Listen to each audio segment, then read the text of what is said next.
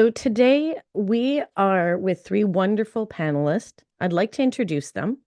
First is my good pal, Dr. Simon Sambrano.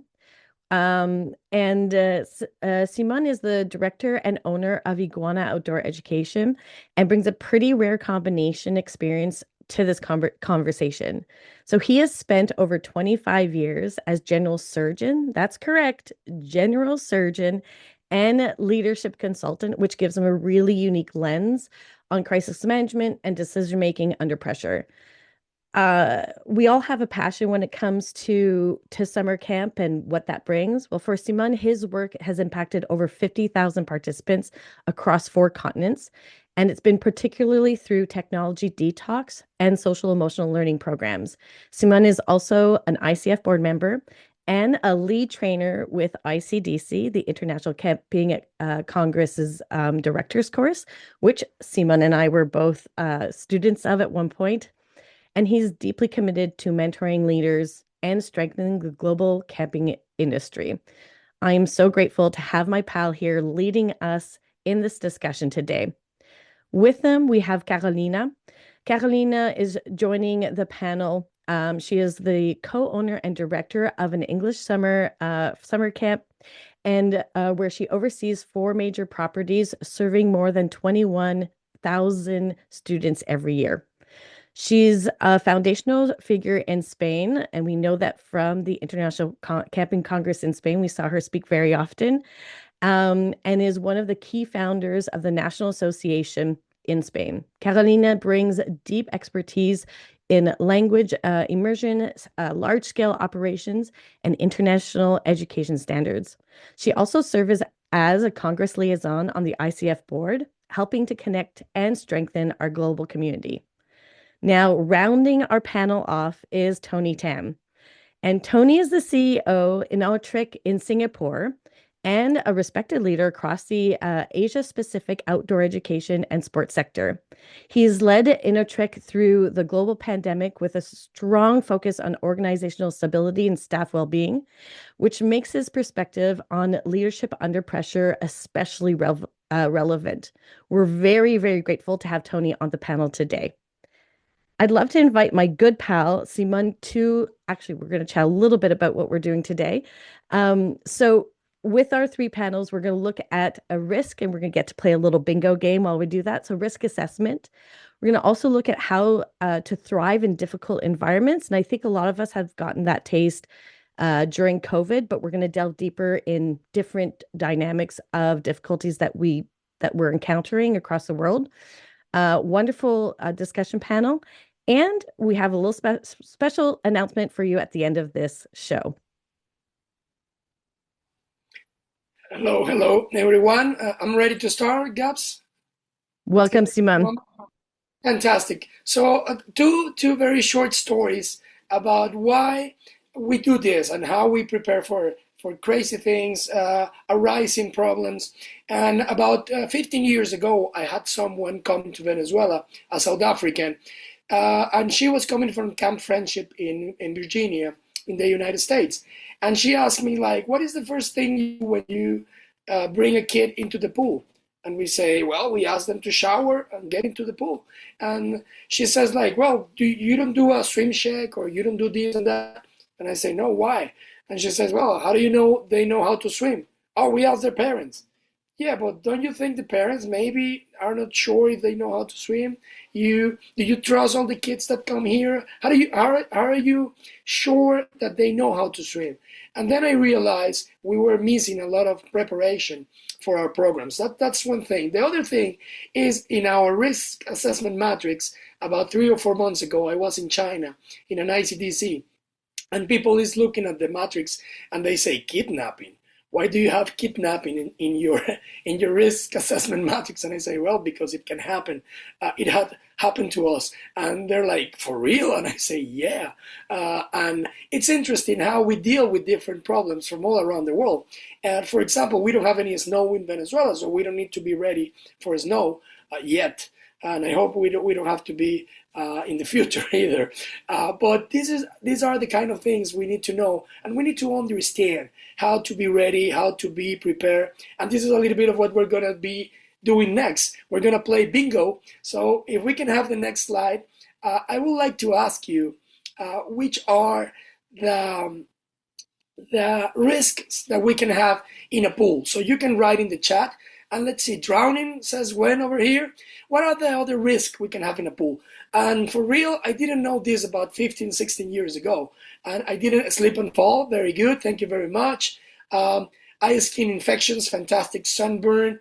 That's it. Very good. Something else? What other risks? We're in a pool. So what else can happen? We can have sunburn. That's check. Drowning, of course. We can have a slip and fall. Trauma. That's fantastic. What else? What else do you think it can happen in a pool? Water quality issues, fantastic. That's something that can happen. Yeah, infections or intoxications because of the water quality. Something accidentally stepping on someone else, yes, trauma. Chemical burns, yes, fantastic. I'm from Hong Kong, instructor, 3 decades, thank you very much. Lightning, yes, thank you very much, Gwen. Lightning. Cold changing rooms, okay, we can have electrical shock. That's good. Okay, let's see the next slide. So let's see some of the most common risks associated with a pool. And this is something that we need to be ready when we go into the pool. So we can have an allergy. We can have dehydration. So yes, the kids are in the pool. They're wet, but they need to drink water because they're swimming, they're running around, they're jumping. It depends on how you manage this. So we need to have some water close to the pool. And if you are new to the business, or maybe if you're not careful enough, perhaps you don't have any water coolers around where kids can rehydrate. Drowning, of course, death, and I know we never like to mention this, but drowning, it can be just a mild drowning, and maybe you can have a CPR conducted on a person, but you can have that as well for any of the causes. Lightning is not here, but thank you very much, Wen, because that's something that we also need to be very careful. And we have a very strict rule. If we hear a thunder, everybody stops and look up. If we hit a second thunder, everybody's out of the pool, out of the water, out of everything. We don't take chances because we don't know when it's going to strike the lightning. We have exhaustion and cramps. We have to be mindful of kids, and we have to be mindful of our staff. If they're fighting, playing, fighting in a good way with the kids, they may be exhausted after half an hour, after an hour. So we have to be mindful of this. Also the kids, if they're not eating properly, they also be exhausted very quickly. Sunburn, twice. I'm a medical doctor. I graduated 20 years ago. And 2 times I have had a lot of my participants sunburn because I was not careful enough, and I mean myself. So we have to be very mindful of this. Intoxication in the different ways that this can happen. Trauma in a trampoline. It can be also in the block that camps. A lot of camps has this block, and we can have also running and sleeping, and allergies as well. So we have to also be mindful of the forms that parents send us, because we don't know what are we putting on the water. So we have to be very careful of which kind of things we're putting on the water and what kind of allergies we can have on the skin, in the eyes, in the mouth, etc. So thank you very much for playing bingo with us. So how do we prepare? How do we are ready for all of these different things that can happen in a pool? So what we do is we have this risk assessment matrix for all the things that can happen in the camp. And every year we check, we devise new ideas, and we also ask people that is coming into the camp to understand, because as you can see, I didn't put lightning, but we have it in our risk assessment matrix, and Gwen put it out a few minutes ago. So what we do is the activity, which kind of activity are we conducting? In this case, is a recreational pool, or water sports, water polo, and any other kind of activities we can do in the pool. Then we put up the risks, and I'm going to show you in a moment, but not yet, paraphrasing our good friend Michael Brandway, the risks that we have in the pool. Level of the risk, it depends on the matrix you're using, or it depends on the way you assess risk, but it can be high, it can be moderate, it can be low, or you can have all these new systems that have like 7 different kind of risks. Who is at risk? So who can be at risk in any certain situation? The staff, parents, schools, yourself, your company. So because we have different kind of risks, okay? And then the mitigation actions that you have, and then the resulting level of risk. This is a very simple matrix that you can find online, but there are 100 different ways, and it depends on how you would like to manage at your company, okay? So let's see the next slide and see what do we have. So you mentioned all the risks in previously, so we have death, drowning, trauma, allergy, poisoning. We need to add lining into this example. And we have high, catastrophic, major, and we can have some other like moderate. So I put up these 3 different ways because high is a way of assessing. Catastrophic means it can take down your company, your way of life. And major is another way of calling this in different systems, okay? So you have to be mindful of this level. And then who's at risk? So your campers and your students, your staff, your parents, school and organization, suppliers, maybe you have someone else who's cleaning the pool. So if there is lightning and you have an outside company cleaning the pool, you have to be careful of this because that person may be at risk at your camp. Especially if you live in Florida, maybe you have an alligator swimming in your pool. So you have also animals that can drown in your pools, or it can drown on your lakes, and this can bring extra risks. Visitors who are just checking the facility or checking what you have. So you have to be mindful who's at this. I remember going to Project Adventure. If you don't know Project Adventure, you can check it online. PA is one of the leading companies with outdoor education and outdoor adventures. And when I went to PA the first time, I noticed the climbing walls didn't have any rocks or any things to grab on the climbing walls in the lower parts, and these were set up 3 meters high above the ground. So I asked why. Oh, we don't want anyone climbing without us knowing. So that's very interesting because I'll say, oh, okay, well, maybe we can have this in our climbing walls, and maybe this is a system that can have. Because of course we have had a couple of kids going into the climbing wall without any equipment into the first or second board, and we have to be very mindful who's checking on the climbing wall. So these are the kind of things you learn when you go and visit to other facilities. This is the reason why you have these kind of programs like ICF Academy, because you learn from the experiences from other people. So then, what are the mitigation actions we take care of? Well, we have a water safety training. So we conduct 1 or 2 trainings each year where all of our staff who's going to manage the pool needs to go through. You cannot work in our pool if you don't go through this training. CPR training, of course, and you have to pass, of course. You have to pass the test. If not, you're not supposed to work in the pool. Then we have rules and regulations, and we have to enforce these rules and regulations. And we have to let also students, participants, parents know about these rules and regulations. What are the pool use protocols, times, and where can you go into the pool, which kind of activities you can do in the pool.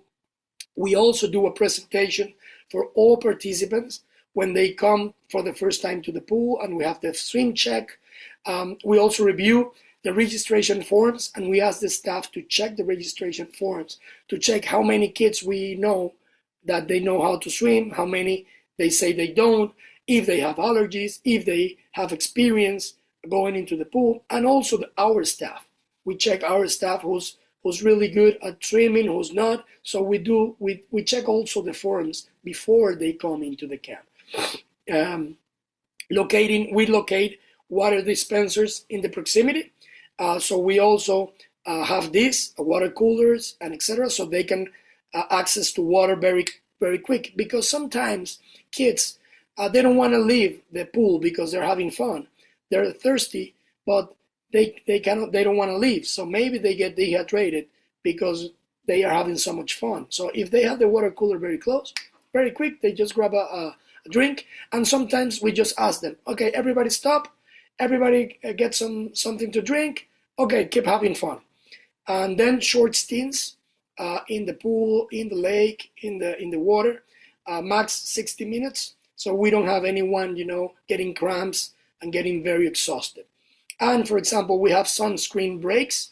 We ask them to put sunscreen before going into the pool, and then we have a break. Okay, we blow the whistle once or twice, everybody out, put sunscreen again, because we live in a tropical country and we have a lot of sun. So in 1 hour, you can get sunburn in Venezuela. So we ask them to take the break, get a little bit more sunscreen, and go back into the pool. We also carry extra sunscreen in our first aid kits. We carry some sunscreen so we can have kids. This is something very interesting. I remember checking our guidelines a few years ago, and we asked for 15 plus 15, PFS protection, sunscreen protection. Now we're asking 30, and perhaps this year we're asking 50, because we're looking at the sunscreens are not protecting enough nowadays. So we are asking parents to buy 30, and perhaps we're going to 50 now. Something interesting, there is a report from different organizations. CNN is one of them. They provide which are the best sunscreens. So we check which are the best sunscreens that we have available, and we recommend them to parents. So we avoid this. So in the end, what is the resulting level of risk? Moderate or medium?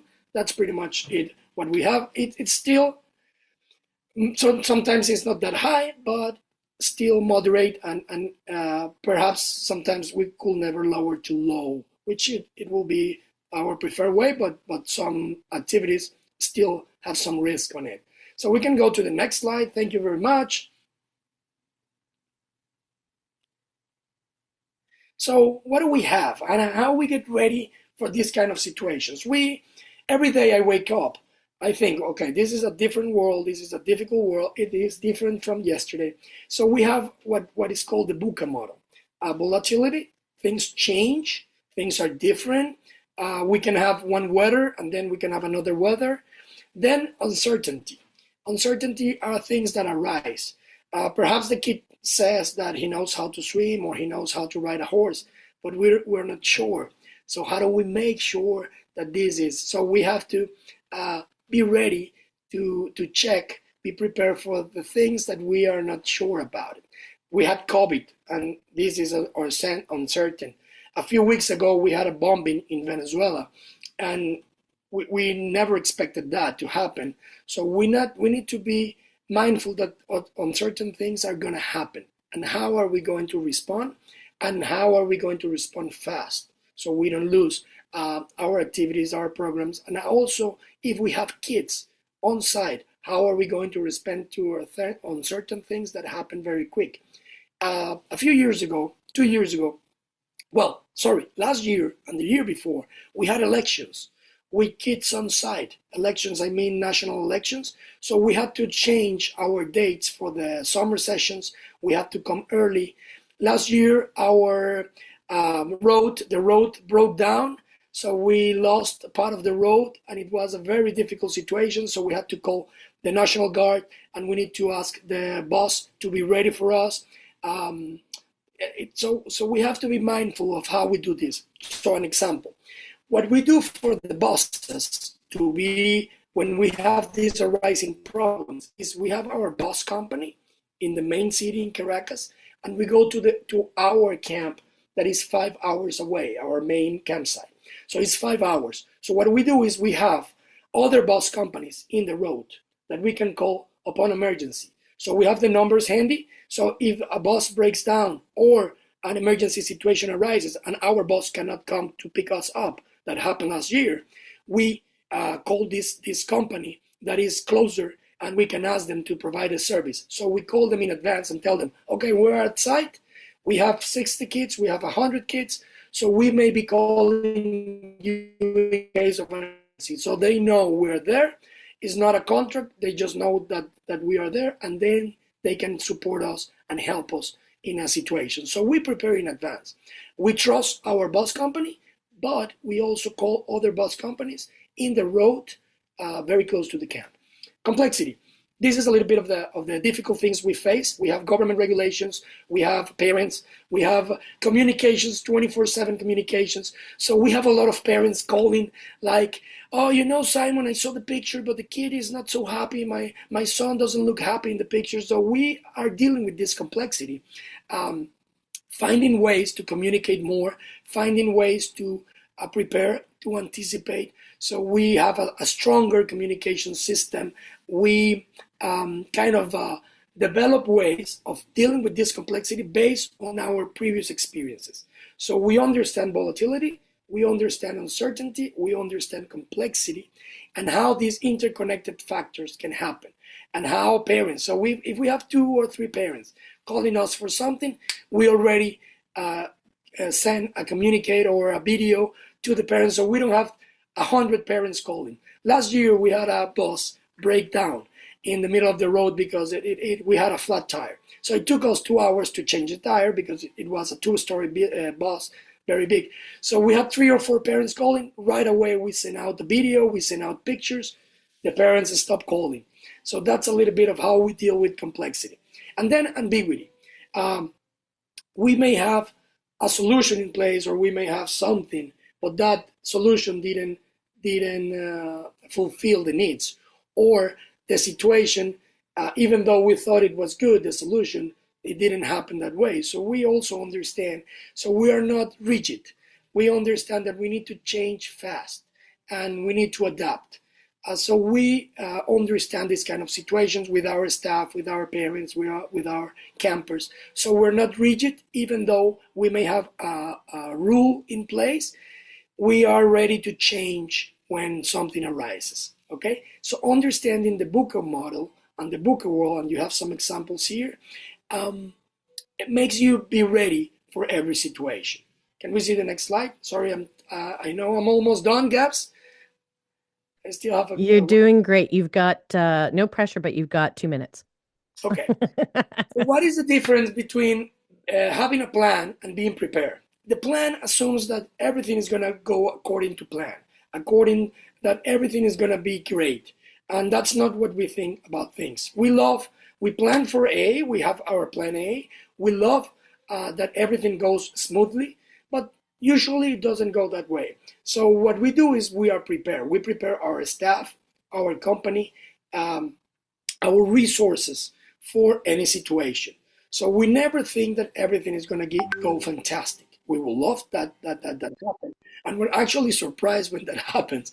But we are prepared. So we prepare our staff, our team, our equipment, our finances. Okay. So for example, 2 years ago we had elections and there was some turmoil, and we had to give back about $50,000 in cash.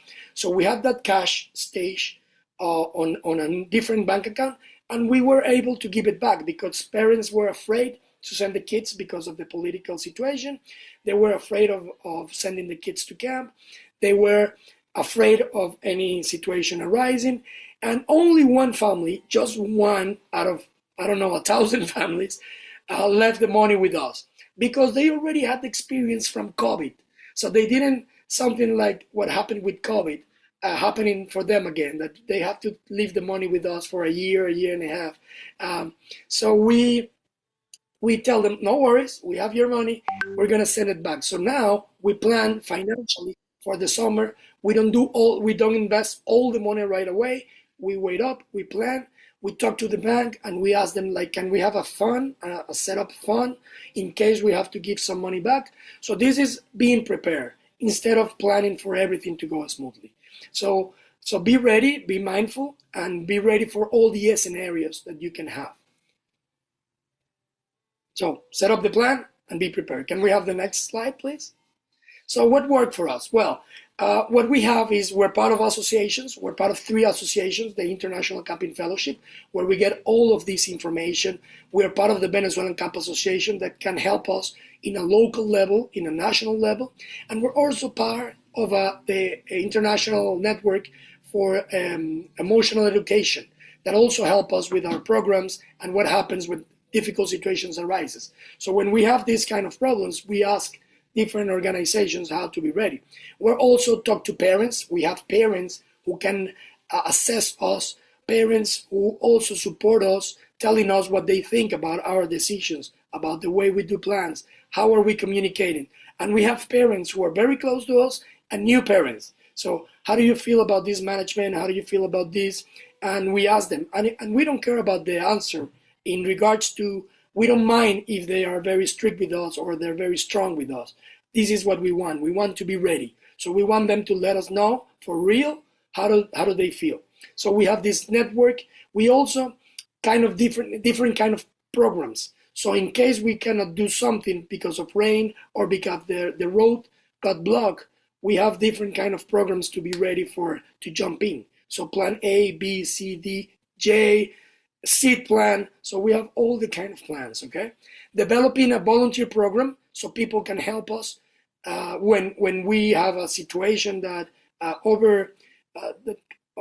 kind of is bigger than what we expected. So we have a volunteer program as well. We have reimbursement policies. So we commend people about their reimbursement policies and in case of everything that can happen. And we have agility. We develop agility, how to overcome problems very quick. We also, the strong leadership, our team goes to international exchanges, to the United States, to Canada, to Russia, to China, anywhere we can send people. We send them so they will have different way of dealing with problems. And they learn from, this is the strong importance of associations. So this is how we deal with different problems, because our leaders go to different places to understand the way of thinking in other places, and then we can build new knowledge. And next slide, please. I think we're almost done. Okay, so what are the kind of risks we face as camp directors, owners, operation? We have financial risk, operational risk, reputational risk, and reputational nowadays with social media. And sometimes we have people who doesn't understand the importance, how many people eat from your own company, how many people work, not only the people who work with you, but your suppliers and the community around that gets their wages from the operations you do. So you have to be very careful about your reputation, legal, because you can go to jail, mortality. We don't want any accidents and anybody losing their life in our facilities, in our programs.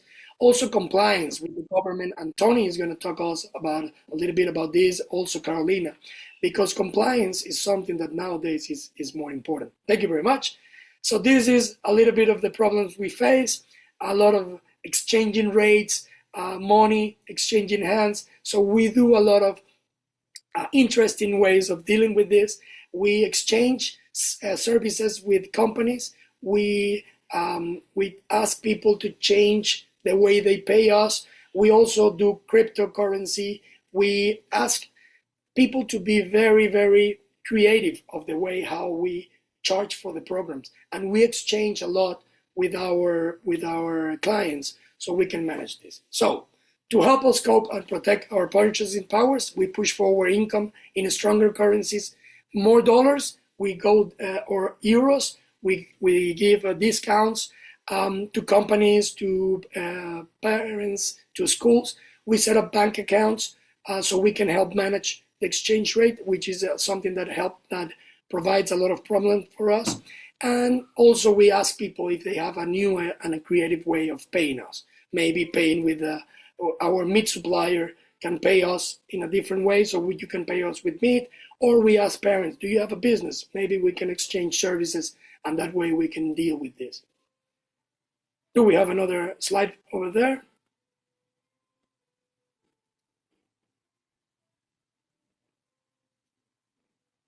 So we also have a sponsor now in our shirts. So we have, this is a very good company, is our client, but at the same time is our sponsor. So now we are using this to support the spending on the uniforms, because our company grew so much in the last 2 years. Now we're spending about $15,000-$20,000 in uniforms, so it was too much money for us. So we said, how do we can deal with this? Well, let's use some publicity from our clients, which is a nice company that provides our cereals for the breakfast. So maybe we can use this. So they're helping us cope with the spending in our uniforms, and it's fantastic. So thank you very much for listening to me in the last Thank 20, 25 minutes. you did, Simon. Thank you so much. And we could listen to you for another hour, for sure. But we have two fantastic individuals that are like yourself, creative problem solvers. And so we're going to have a wonderful conversation about their unique experiences, also your unique experience, Simon, in dealing with crisis management and how that camp professional brain sees opportunity where a lot of organizations don't to in the support of raising kids through camp. So can we have Carolina, Tony, and Simon back to the stage?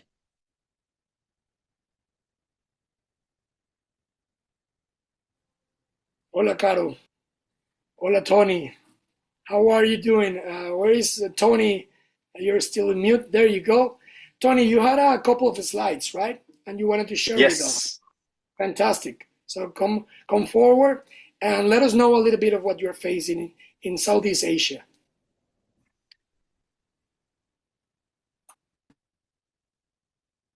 And then can you see your slides?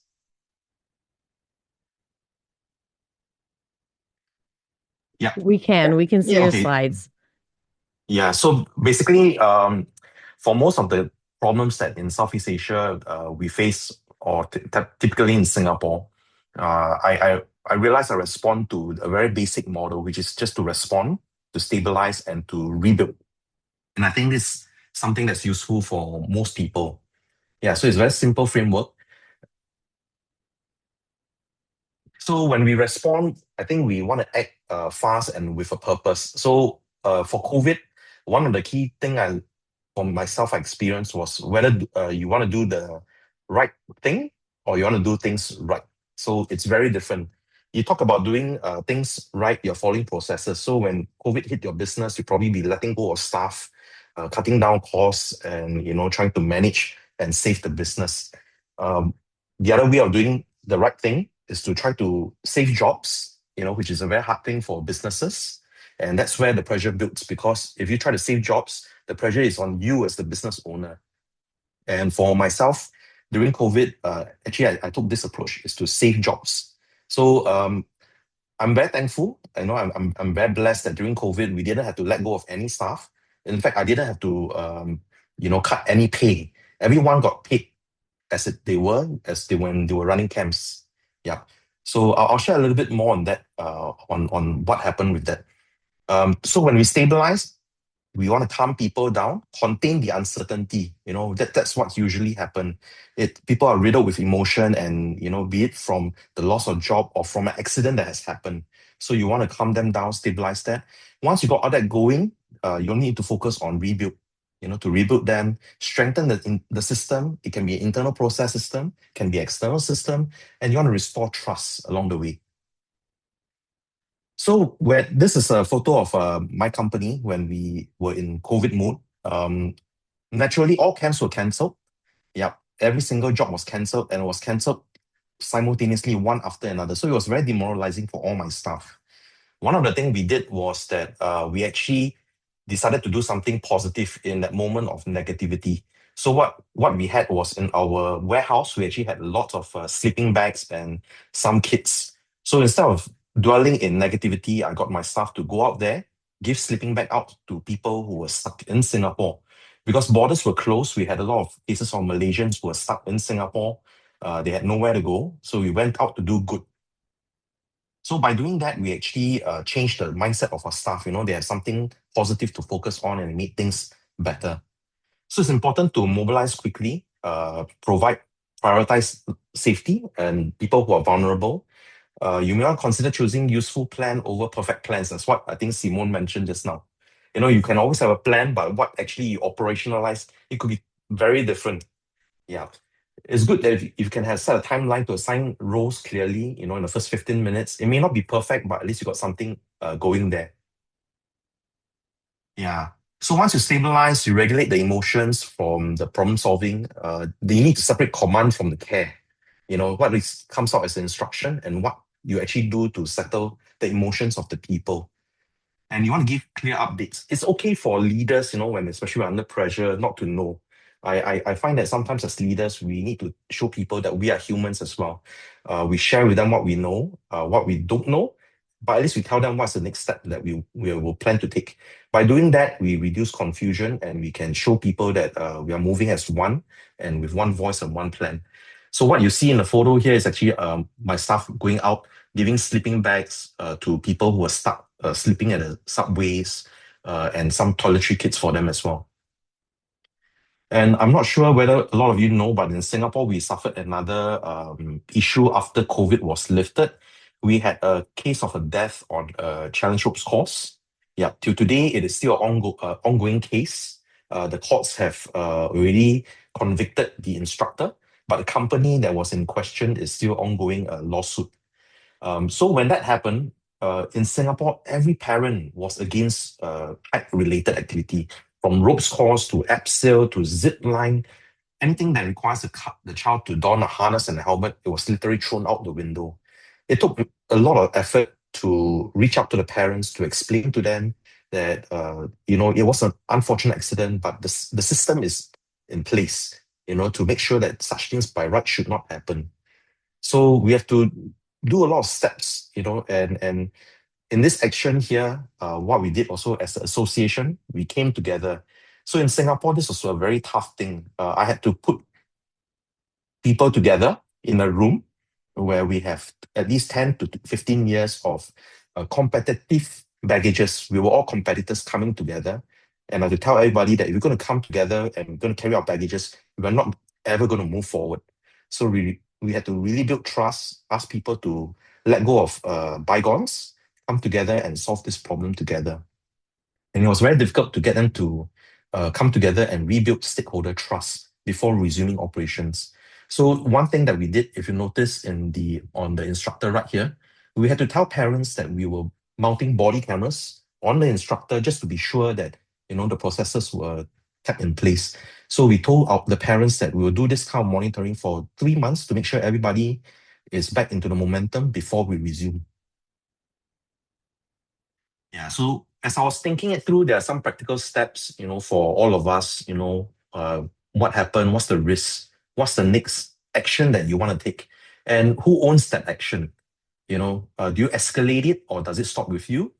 Are you the person that can solve it, or do you need to move that problem up? There's no harm and no shame in admitting to that as well. Your crisis communication plan, do you have one? If not, now's a good time to think about it. Yeah, what to do, because when you are stuck with a crisis, chances are your brain will not be functioning a lot, so you need to really have a plan on what you want to execute itself. And then you want to do a post-incident review, what went well, what nearly went wrong, and what you need to change now, and pray that it doesn't happen again. Yeah, so one of the key takeaway for me is the leadership and under pressure is not about being the hero of it, but it's to be calm, clear, consistent, and like I said, to respond, stabilize, and to rebuild. Yeah. Yeah, I'll pass my time back to Simon.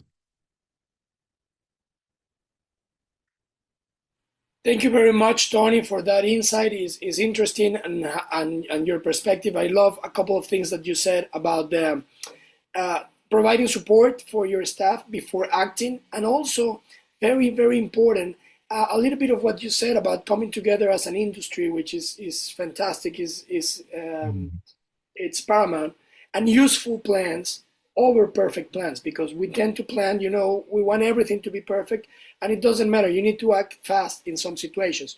I would like to give the stage to Carolina so she can talk to us a little bit of what the problems she's facing and what kind of things she has dealt with, and how we can learn from her experiences.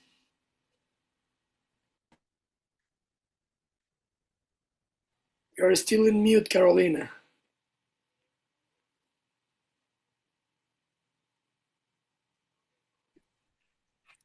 Hi again. Sorry for that.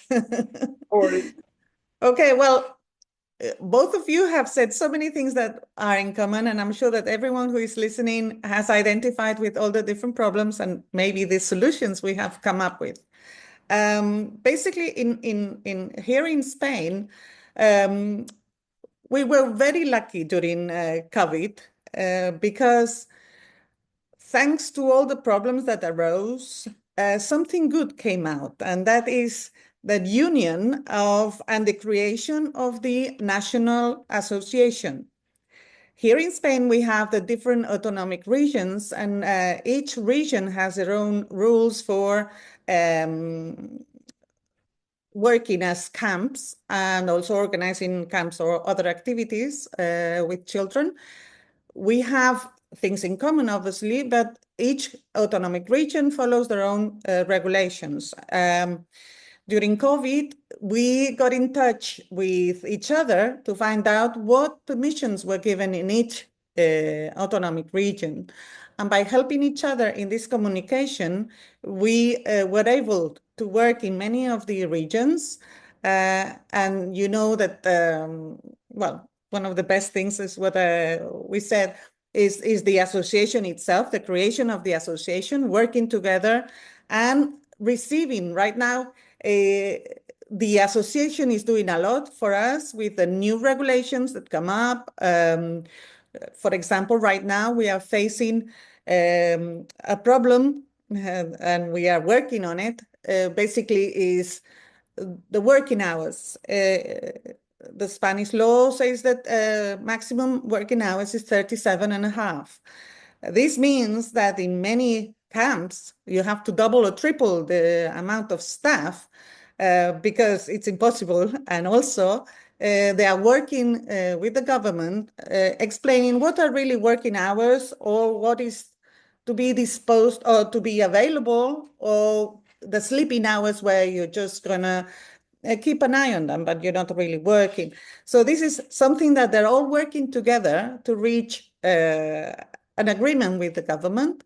But another thing that we are facing right now is not only the counting of the hours, but the register of the hours.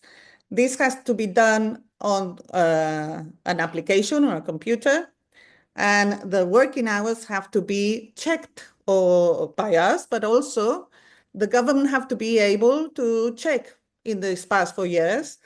And there's been fines, really high fines. I think there's about, I don't know, 60,000 euros that they have fined with not only camps, but also other organizations that haven't followed the regulations, and they haven't had the actual break times, or they haven't paid the extra hours. So this is right now an extra thing we have to think of, more bureaucracy, more paperwork, and it's taking time from, you know, the administrators and the camp directors of doing their job. And this is something that they're now complaining because there's so many protocols to follow, which are really interesting, and they're very important because you do have to follow protocols. It's just the paperwork that needs to be done for every single thing. So this is one of the greatest challenges that we're facing right now, all the paperwork that needs to be done. But anyway, it will be done, and everyone has to adapt. One other thing that worked really well after COVID, because we had to be in touch with all our staff, we created with the platform teams from Office, we created a big community with all our ex-camp directors and all our ex-counselors to work together to organize the activities for well, to be able to follow the new regulations. And that helped a lot because we realized that so many, to listen to all the ex-counselors or ex-directors and to take part in the developing of the new program, it worked really well. And we have kept that. So in a way, as we say, after crisis, a lot of things are valued and are kept in our systems. So we are very happy to be able to deal with all the crises, economical crisis. For example, Simone said, and we do the same in our company, because of what we did by saving the money in an account, we were able to survive. So you have to always think that there's always something that can happen. When we do training with our staff, we always give them examples of these 45 years of camp organization that we have, a lot of experience. But whatever you say, there'll be something that has never happened. So giving them examples, give them the strength to be able to act and not panic. So for every problem, there's a solution. Don't come and explain the problem. Tell me the problem, obviously, but also the solution. And working together helps you decide and also gives you the strength. And that's when a lot of leadership skills came up from a lot of the people who work in us. We realized who was good enough to act and to give solutions in different crises. We also have natural disasters here. Remember what happened in the camp in Texas? I worked in Camp Mystic, the camp that had this tragic tragedy, the floods. We don't have floods, but we are in areas with a high risk of fire. And that's something that we always touch wood, but we always panic because, dry season, and we have to be very careful. But we are very lucky that because our camps have all these protocols and bureaucracy, we are the first ones on the list for the fire brigade, for all the emergencies. They know where there are children camping because we have declared how many students are there or campers are there, or the staff. Everything is registered, so the reaction is always quicker. We have all the fire protocol, all the risk assessments, as Simone said, we do all the drills too. So I think whatever crisis comes up, we are going to be able to overcome if we sit down, we are clear with the families, we give them the information.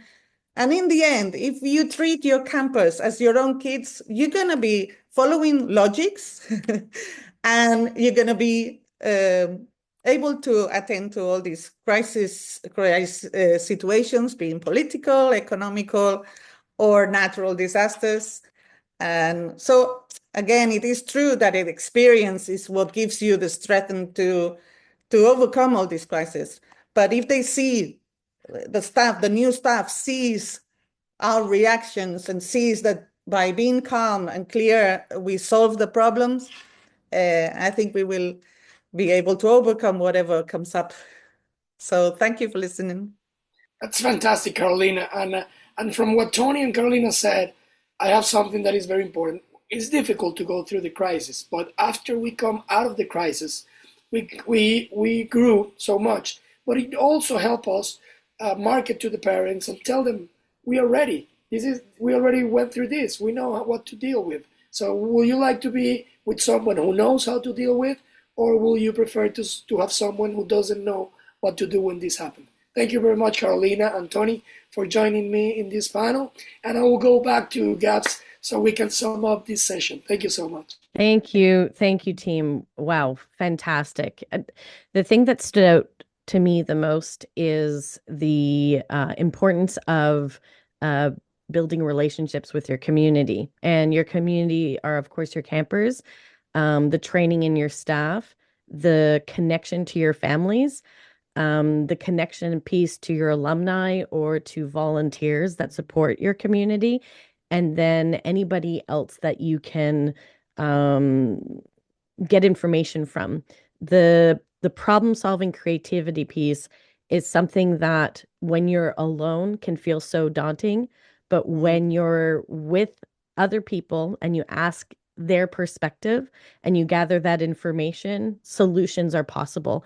Simone, Carolina, Tony, your way of combining your heart with pure perseverance and logic is an inspiration. So I just want to say thank you to the three of you for bringing forward these tough moments within your organizations and continued tough moments, but your creativity and connections are inspired. Thank you so much. Thank you. I want to talk about when we're talking about being inspired and we're talking about building connections. Why not consider joining the Campfire Relay ICC 2026 Torchbearer program? It's a new program with the International Camping Congress. And as somebody that has participated in many international camping congresses, being part of a cohort, a team, a group is a wonderful way of building connections and learning from one another. Not only do you get to build connections, and not only do you get to talk about what we all love talking about, camp and bringing people together. Of course, ICC goes well beyond, and they'll be providing you with official titles, certificates, media attention, gifts, and invitations to exclusive events at the ICC. If you're interested or you know somebody that would be a great torchbearer, please take a screenshot or scan this QR code to apply. I know I'm looking forward to meeting the torchbearers in China in November. Now, you're saying, but wait, how do I get registered for ICC 2026? Well, everybody, I'm here to tell you about a couple of things. First, you want to go to ICC 26. If you're able to go, you want to go. It's like that famous camper when the parents say, wow, you've really learned and grown and you seem so much more confident. What happened at camp? And they said, I don't know. It must be camp magic. Well, ICC is that camp magic for camp professionals. It's something that builds connections, shows you different ways of doing things. And honestly, as a business person myself, has made my business a strong organization.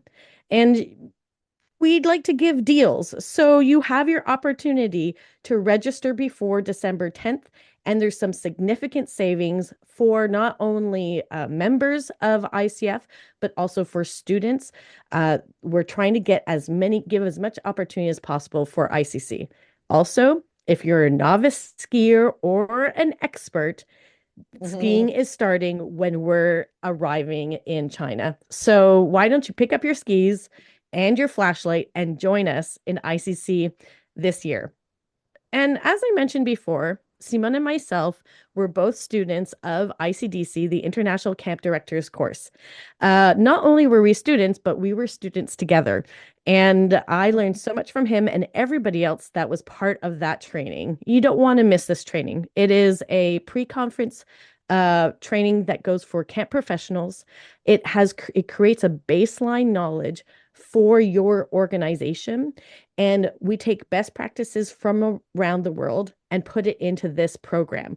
You have hands-on experience, as well as, again, creating lifelong relationships professionally and personally. And you can go beyond the ICDC course with the trainer course. This course itself is going to not only allow you to level up your skills, but also be able to bring the ICDC training course to your country, which is such a valuable asset.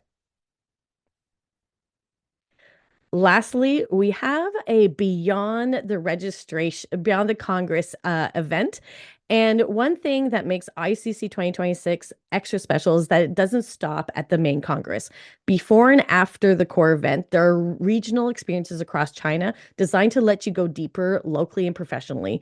This is an opportunity to have a mix of learning, camp visits, which is my favorite, by the way, cultural immersion, and of course, you're building relationships that spans well beyond the couple of weeks that you'll be in China. It's truly the summer camp experience for camp professionals. I'd love to invite my good pal Gwen to the stage. Hey, Gwen. Thank you. Thank you so much for this wonderful, wonderful session and a way to be able to explore how we can all come together and be part of things. As you know, we really value the feedback that you can provide us on ICF Academy. The reason that we had this session is because people asked for this type of session. So when you close your Zoom or using this QR code, you'll get a chance to be able to give us some feedback and let us know the things that you would like to hear about in the future. And ICF is all about being able to connect with each other. The idea is that we want to showcase the new ways to think and connect us with different people in our part of our world and people all the way across the globe. So look for the social media. Alexia heads up an incredible social media group that is allowed to keep us going with different chats on WhatsApp and all the different platforms. So please make sure that you're keeping up with all of those things. And we're delighted that we have business affiliates that help us be able to stay connected. So Veristar actually specializes in risk management. So we'll put some links in the chat in just a few minutes, or you can go to our page. Camp Counselors USA helps with international exchange and visas, and Touch Adventures helps with character training and is really able to help us with all of those things. So please connect to our broader community. ICF Academy is just the start to the connection, and we can continue on other days. So thank you, everyone, for doing all this great work today. Thank you to everybody that works in the front lines of ICF Academy and behind the scenes. The international camping industry is grateful to all of your efforts. And thank you to everybody else that has participated and joined us today. Please come and join us for Season 6, Episode 4, Staff Training Ideas from the Mexican Camp Association. It is a must-see. Thanks again, everybody, and please follow us on our social media to keep informed on what's happening next on ICF Academy. Gracias et merci beaucoup. Thank you. Bye-bye. Take care. Gracias. Bye. Thank you. Bye bye.